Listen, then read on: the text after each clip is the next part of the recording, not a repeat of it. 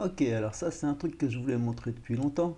C'est un système que j'ai trouvé ici qui permet de lire les headers qui sont ici d'un texte et d'interpréter ces éléments pour en faire un tableau pour ensuite travailler avec ce tableau. Ici on a une source que j'ai trouvée sur internet qui permet de faire ça.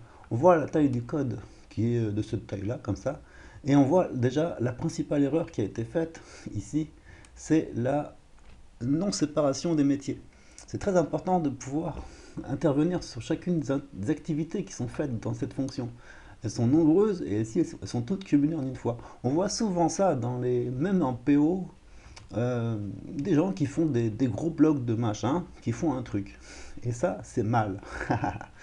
Et surtout, faire la séparation des métiers, ça permet de, de pouvoir non seulement intervenir sur chacune des activités qui sont faites à l'intérieur de la fonction, mais aussi de pouvoir retrécir et conceptualiser ces activités de façon à avoir des objets réutilisables. C'est ce qu'on va faire ici, dans cette fonction.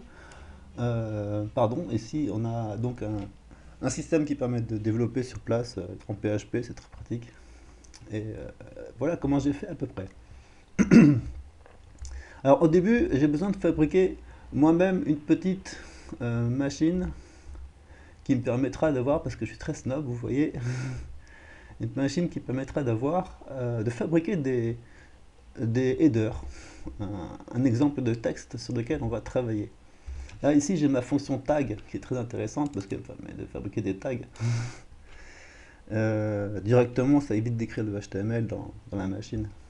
Et de cette manière, avec cette petite fonction, bu et des hiérarchies, on peut construire une hiérarchie similaire à ce qu'on a avec des headers, par exemple. On va faire ça vite fait, je corrige, j'ai oublié le Y ici. Et voilà, en fait, voilà, ça c'est mon tableau, et mon tableau, grâce à cette fonction, génère ce code qu'on avait aussi ici, là. Voilà, c'est ça. Bon, voilà, c'est la même chose. Ça, c'est ma base de travail. Et c'est intéressant parce que c'est ce qui va me permettre, petite correction, c'est ce qui va me permettre de, de savoir, de pouvoir retomber sur mes pattes à la fin. Là, ça c'est le code texte HTML tel qu'il est à la sortie de cette fonction. Donc on part de là. Et à la fin, on va devoir arriver là. Entre les deux, on va créer un algorithme qui va permettre de faire la chose qui consiste à lire ce texte et en faire un tableau. Si on fait ça de façon brutale, on va se planter. Par exemple, on va devoir avoir besoin de faire un truc du style comme ça. Euh, j'ai besoin de faire un H1 et dans le H1 j'ai besoin de mettre un H2 avec le texte. Alors déjà là on a un problème de compatibilité des types de variables et ensuite celle-là elle remplace la deuxième remplace la première. C'est ingérable de le faire. C'est pour ça que lui-même il a déjà eu la bonne idée et la seule idée possible d'utiliser un DOM. Il utilise un DOM XPath, comme ça il peut parcourir les, le DOM avec des balises qu'il a préparées à l'avance. Il a fait ça avec un min-max de 0, 1, de 1 à 6, et puis ensuite il parcourt tous ces trucs à l'intérieur du DOM. Il va les chercher un par un. Bon, ça c'est sa méthode. Et ensuite là, on voit que il s'amuse à chaque ligne à rajouter ce str repeat là qui sert à ajouter des tabulations et à faire l'indentation du code. Ça, c'est un truc qu'il faut séparer, qu'il faut mettre ailleurs. On s'en fout de ce truc, il ne faut pas le mettre là. Ce qui nous intéresse, c'est la fonction principale. On voit que cette fonction elle fait appel à des level, machin, plus, moins. Enfin, il parcourt le truc un par un comme ça. Et il se retrouve à la fin à devoir faire les conclusions. Voilà. Donc, il a tout ce verbiage à rajouter ici pour obtenir ceci. Et voilà comment il lance les fonctions. Nous, on ne fait pas comme ça. Ah non.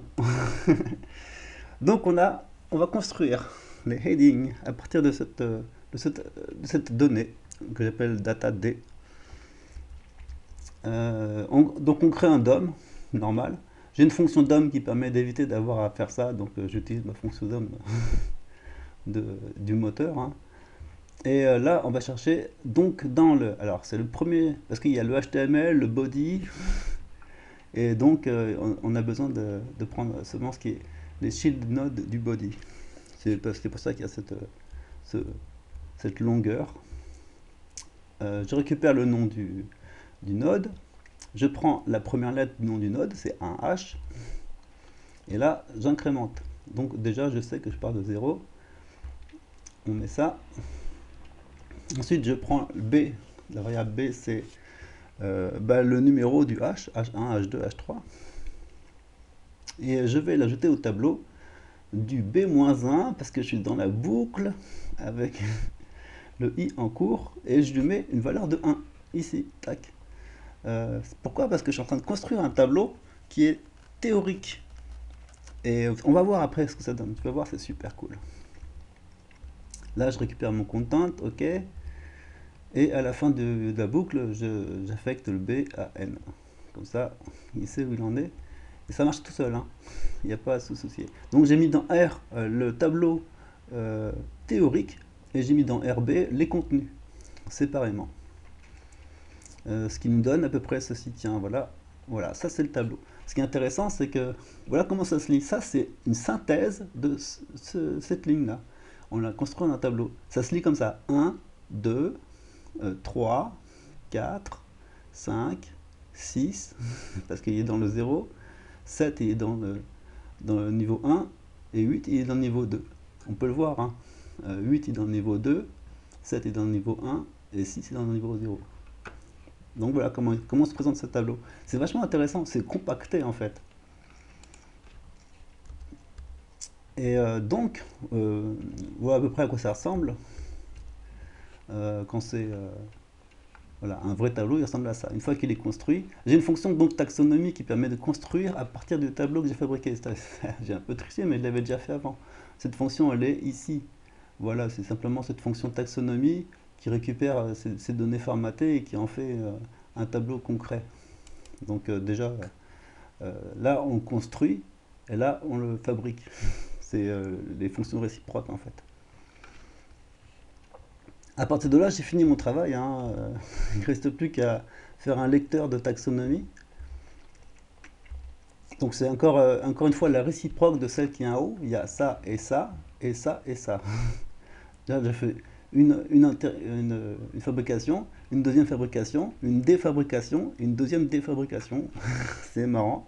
Mais il faut penser comme ça, hein. L'itération est ton ami. Et avec cette machine qui s'appelle Play Taxonomy, je vais tac tac produire un résultat cohérent. Ici, on a le tableau. On verra qu'il y a des petites erreurs parce qu'en fait, si tu lis bien le tableau, il faut le cassorter pour qu'il soit dans l'ordre. Je vais te montrer ça. Hop, hop. Tu vois la différence? Voilà, le 4 est à la place du 3. Donc ça, c'est pas normal. C'est pour ça que je le cassorte. C'est obligé, hein. J'ai remarqué que c'était comme ça. Je l'avais pas prévu au départ, mais bon, j'ai compris après, ça se réglait comme ça. Et voici le résultat final. Tu fais un join du RT et tu as ton tableau tel qu'il était au départ. Tiens, on peut le mettre dans un écho. Ça, c'est un petit écho à la maison. Ici, je vais faire comme lui, je vais rajouter des notations N. Mais je peux le faire plus. Ça, si je veux faire les indentations détaillées, je peux rajouter une fonction intermédiaire qui va le faire, qui aura ce métier de rajouter des indentations. Mais ce métier sera séparé. Ce sera une fonction que je pourrai réutiliser ailleurs. De même que cette fonction-là, je peux l'utiliser ailleurs. Cette fonction-là, elle me sert énormément de choses déjà dans l'application. Donc vous voyez que on est parti de ceci, on est arrivé à ceci, et on a bien le même résultat en sortie. On a juste passé par une fonction qui a construit un tableau qui est d'un type inconnu. Jusqu'ici, je l'ai inventé, ça s'appelle le tableau des taxonomies. Il ressemble à ça. Non, ça c'est le résultat, tu vois, ça c'est le résultat du tableau taxonomie. Et ça c'est un tableau taxonomique. Tac, ce truc-là, là. Non, c'est pas lui, c'était R que j'avais ici. RB c'est les contenus, R voilà c'est le tableau taxonomique. Le tableau taxonomique renvoie, quand on le fabrique, ce tableau de résultats exploitable. C'est très intéressant, hein, c'est cool. Ça c'est de l'algorithmie.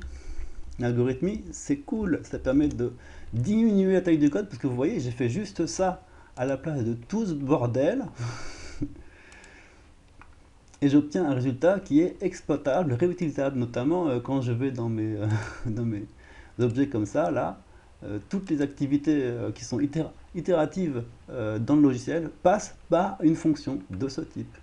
C'est tout l'intérêt de 1, la séparation de code, et 2, de la conceptualisation algorithmique des concepts qui sont utilisés dans les actions PHP du code. Voilà, en gros.